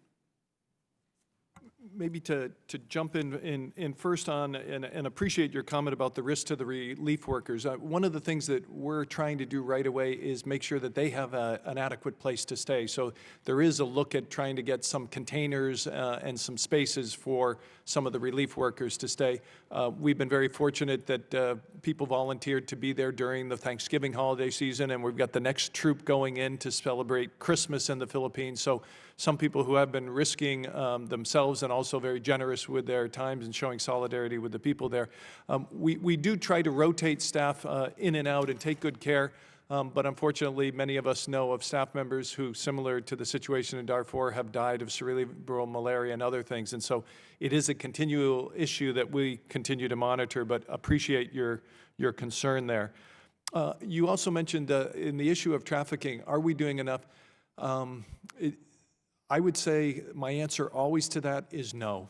I don't think you can do enough in the trafficking field. You know, one woman, one child that is missing, and we saw this in Haiti. I saw it myself in India when I went to one of the relief sites after earthquakes and super cyclones there, where people came up to me and said, "Do you want a child?" And so we need to continually do more. I think the fact that this committee has raised this issue, that you've highlighted, you put a spotlight on it, I think is an opportunity for us to raise the issue. I know Ms. Steele is very interested in this area, and I think that's something that we can highlight once again with her and raise it with the Filipino government. I would also say the issue of the children, two things that we found have been very helpful in both Haiti and in Syria. One is child-friendly spaces that you can go and have children that are in areas where they can have safety, where they can play games and all, and where they can do things that they feel like children again and feel protected. So that's one area where I think that can help. There is recognition among the church actors that we've talked to already and people in the communities that trauma is a big issue, not only for the children, but for the caregivers, for the clergy that are there. Everyone was sitting in this super cyclone, and we talked to people who were sitting with poles holding up the walls as the roof was torn away, and someone came to assist them and was whipped by the wind, and thrown against walls. So I think the post-traumatic stress, we have brought people into different countries, and Syria was the latest, where we had interactions and had counseling for them, similarly in Haiti. And we're trying something out in Syria right now with puppet shows for children so that they can express. Usually there's drawing and puppet shows so they can express what they've gone through. And children are also very resilient, so if we do that at an early time, I think hopefully that can be of assistance. I would say lastly, with the pregnant women, I think it's a key issue. We saw women there and saw some of the newborn babies that were there. Big concern. We did the 2.5-hour drive to Ormuk, which had some generated electricity and all. I think it is a key issue. As I said, the church is looking at the rebuilding of its institutions, both health clinics, schools, and churches. And I think that's a priority is, how do we protect these women? It hasn't been solved as of yet, but we'll continue to raise it. Kind of to mirror what you said, but on a different front. World Vision has seen that it's important to have a frontline response with the life-saving interventions such as food, water, and shelter, and we've done that. At the same time, we've started child-friendly spaces. So we have, I believe it's 18,000 children in child-friendly spaces right now, or at least that's our target. We're planning to scale that up, I want to say to 40,000 children. We see that the care through child-friendly spaces helps deal with the trauma, the PTSD. It also helps to keep children safe, but it also helps to convey important messages such as, health messaging, water and sanitation messaging, and we've seen this as one of the key mechanisms for the front line of a response. So for that reason, we've prioritized it kind of in that life-saving intervention group. Secondly, the risk for the health team. As a survivor of dengue, I actually experienced dengue in Sri Lanka, so we understand that it's a horrible thing. I just remember shaking and this bone break fever. It hurts. We have prioritized as an organization staff care. So we've done everything from finding appropriate places to live, of course ensuring that at nighttime people have mosquito nets and proper health care. In addition to that, we have a group that we meet with for psychosocial care within our organization just to make sure that our staff is mentally okay. For our frontline responders, we're partnering with Headington Institute, and they give us, we meet with I called it Meeting with the Shrink, once every week. And it was great just to debrief and make sure that everybody was doing okay.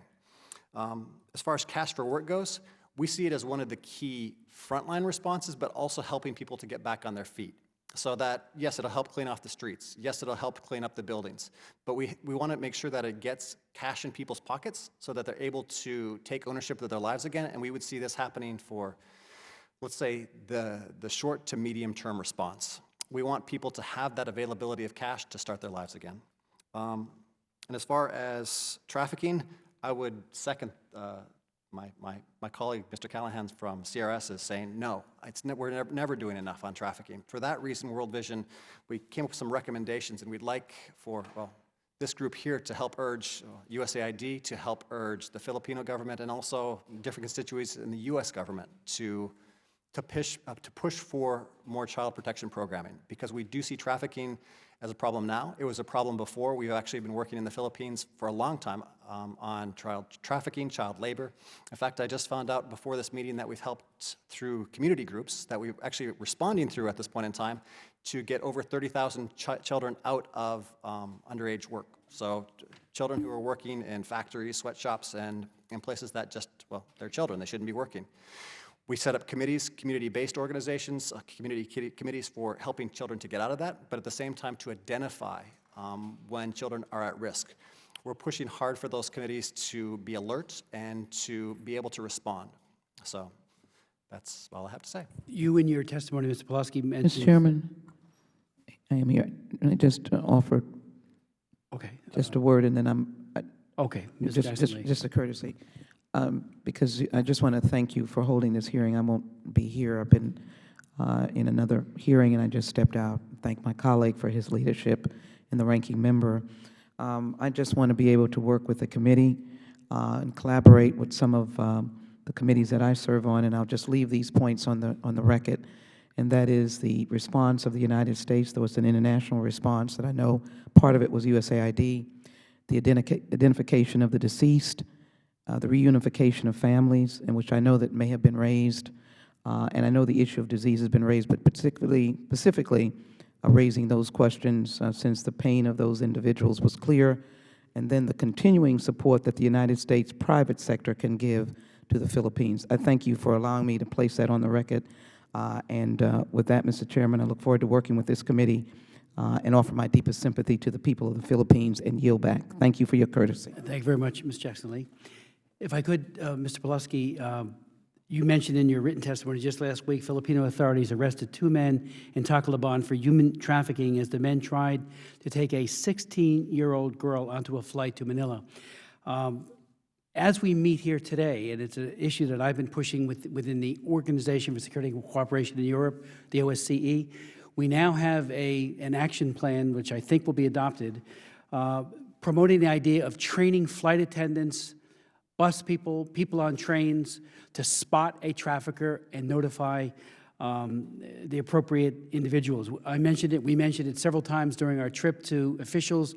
I'm not sure Philippine Airlines has any intention on doing it. ANA, which flies frequently in and out of Manila, as does United. Nancy Brevard has done yeoman's work as a flight attendant, and she makes the point that, you know, trafficked persons need to be moved somehow. And very often, internationally, obviously, it's by the airlines. And very often, if you have a trained flight attendant or flight attendants who can spot a trafficker and traffic people, the telltale signs, inform the pilot, and then when that plane lands, arrest or at least separate and find out whether or not there's a trafficking in progress. She told me that there was a pedophile ring coming out of Haiti, and they noticed there was something wrong. They finally investigated it, and ICE stepped in and law enforcement stepped in and broke up a huge pedophile ring operating under the cover of a terrible natural disaster. Where it's been done, it is cost-free. It's a matter of training, situational awareness, and it seems to me we need to say with one collective voice, train flight attendants, train all people. You mentioned earlier in your testimonies about how important it is that the police and others be well aware. But this, you know, they've got to move these individuals sometime, somewhere, and they usually use some kind of public transportation. So if you might want to speak to that. And also, because again, I think now is the critical phase when, in a sense, Tacloban was hermetically sealed by the typhoon with only the military coming in with C-130s and the like. it was very hard for traffickers to move anyone. Now the roads and the bridges and the water routes and the air routes are wide open, and now is the time to move in absolute earnestness to mitigate the possibility of young children, women being trafficked. If you might want to respond. First of all, I think it's great that to see the initiative taken and just the pushing to help stop trafficking. As far as different initiatives, this sounds like one of a great many possibilities. So we want to concentrate at a high level with government. We want to concentrate at a different level, of course, with corporations, whomever's working. So people who are working, airline organizations. But also, for us, it's almost more important at the community level. So we want people, you know, your local policeman, your local, I don't know, mom and pop owner, your just basic community members to come together and be able to identify when there is the potential of trafficking and to reduce those risks. So we encourage it. We're very happy to see at the high level and even the medium level. And then, of course, at the lower level where we've been working for a long time, that, you know, we just want to keep on reinforcing and working in this area because we do see it as an area of high risk, especially now. I might just add that I think as you have earlier presented legislation that would have a fund to address just this, which I think would be a great opportunity. In the case of Leyte, I would think the most vulnerable area would be, as you suggested, the water routes. We came through Ormoc. There was crowds and crowds of people. It would be easy to move people in. They were overloading the ferries at the time. People are sitting on the stairs, and you hear all these disasters and wondering if you're going to be part of one as you're transferring over. So I do think in these transit points, highlighting some individuals that could, you know, pick them out. You know, I would think in some of these cases, particularly post-emergency, it would be very challenging, but people that can go and fit in. We actually found that in Haiti, on the border with the Dominican Republic, we had a group of sisters that would be there and actually were chasing people across that bridge and stopped people. They had a relationship with the border guards, and if they came and identified something, the border guard would not let them pass. And we did not have one case where they approached someone that they weren't trying to transport someone. They then took the child to a safe house that the sisters were running and protected them there. But there are these mafia rings, you know, type of mafia rings that go through there. And I think there is a need to have some civil society along with the officials, border guards, transport officials, and others, so that there can be a combination type of effort. Our hope is, and we did raise this again with the two cabinet members that we met with, that the Philippines would use this as a model themselves to use every best practice imaginable, including the training of airline flight attendants, to stop traffickers, because we know they're perched and ready to exploit. So thank you. Yes, Chris. If I could make one final follow-up on that too.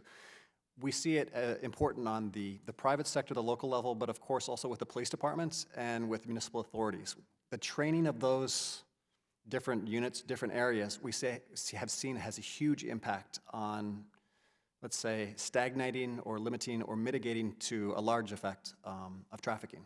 So we would like to encourage that even more, and especially throughout this response. So it's at all levels. And, you know, I just point parenthetically, and I think it's important to underscore this, the Philippines needs to know we're all in this together on combating trafficking. With the Super Bowl coming to New Jersey in 2014, Governor Christie and the Attorney General and law enforcement, state police, Homeland Security at the state level are all working overtime, knowing that that venue becomes a magnet for these exploiters of women and children. So why should we think if it happens in the glare of the Super Bowl, a typhoon-afflicted area certainly has to be even a greater danger area. So we need to work even more with the Philippine leadership so that they will do more to mitigate trafficking. Mr. Green. Thank you, Mr. Chairman. You mentioned earlier, I believe it was Mr. Callahan, that we have 3 million children who are in child labor. Sometimes that's a very polite way of saying something akin to involuntary servitude.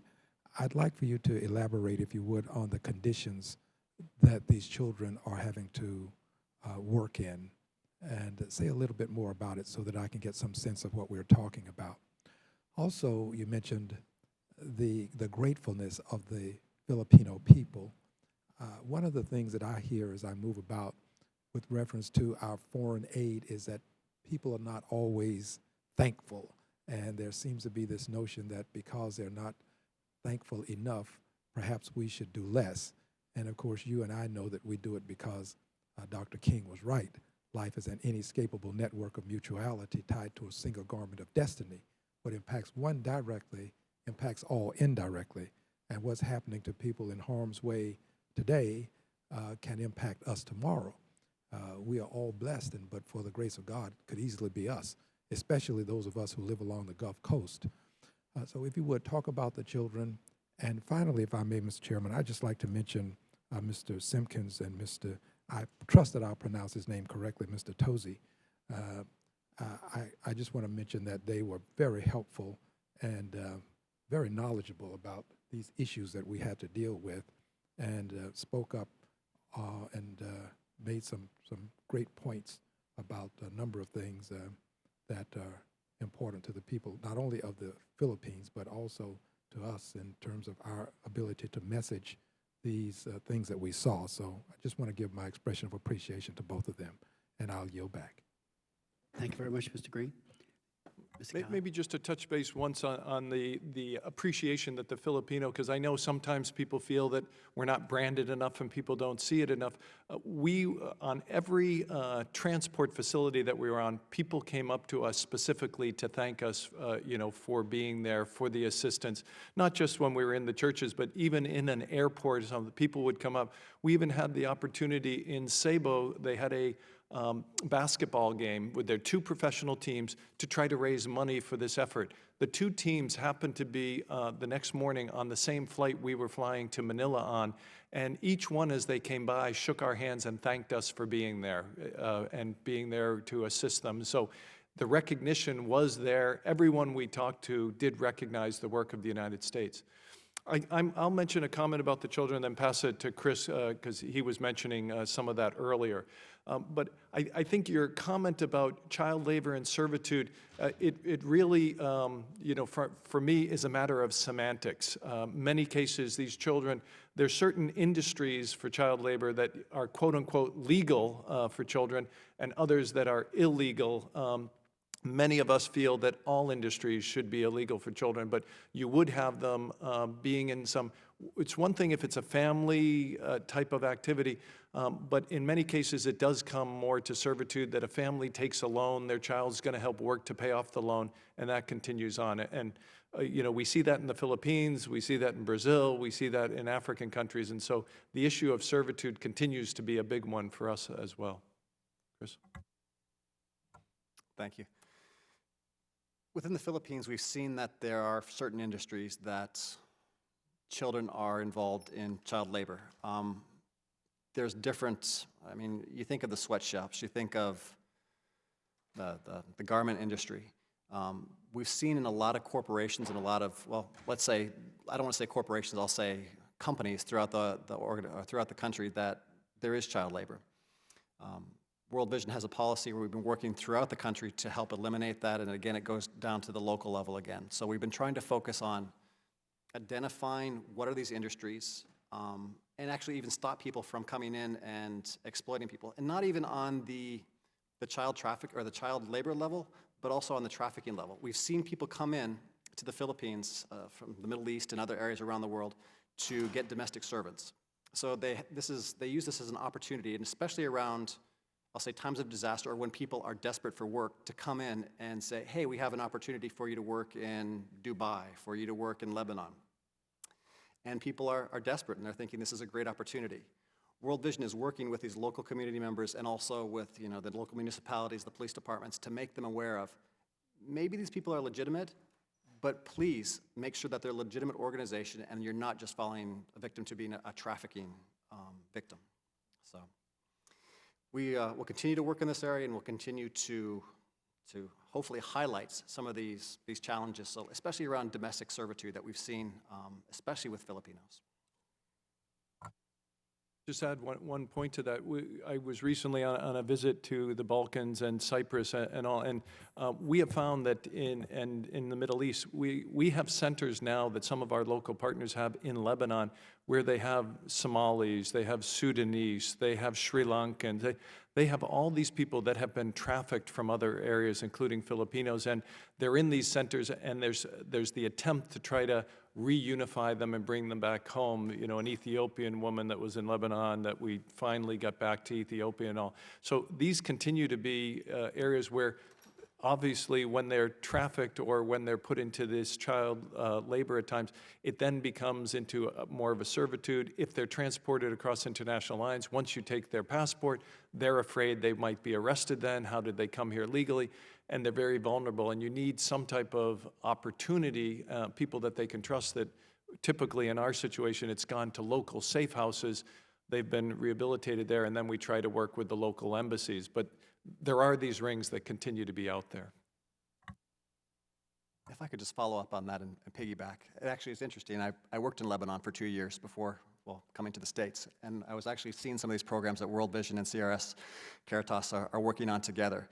And you do see people from the Philippines, Ethiopia primarily, and different places throughout the world, and people get trapped into this. So not only are they trafficked into the country, but their passports are taken. If they don't pay back their travel loan, they're not given permission to stay in the country, but they're not given back their passport, so they're arrested. So people sit in jail until they're able to pay back their travel loan or whatever fees that their employer feels that they're owed.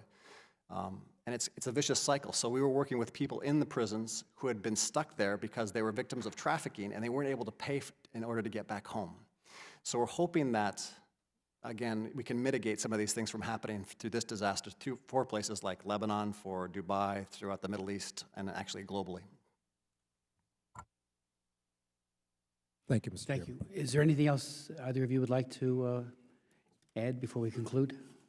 I would just say that I think we were off to a good start here, and I appreciate the attention you, Mr. Chairman, and Representative Green have brought to this case by going out to the areas. I think, as we mentioned before, I would just put that one last emphasis that it's not over. The disaster hasn't disappeared. Syria is getting worse and worse. We heard, today 12 sisters were just, kidnapped in a particular area. We have Central African Republic.